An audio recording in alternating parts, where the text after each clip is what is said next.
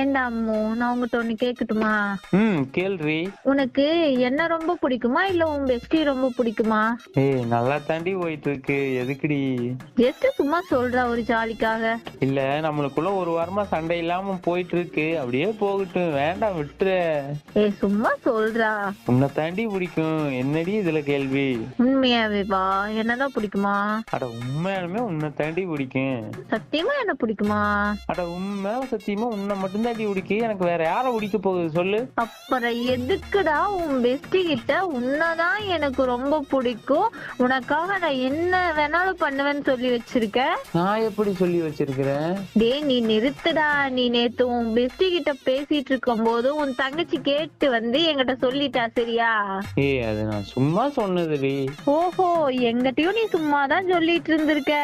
இதுல வேற நான் செத்தாலும் பரவாயில்லன்னு என் மேல ப்ராமிஸ் வேற பண்ற. ஏய்,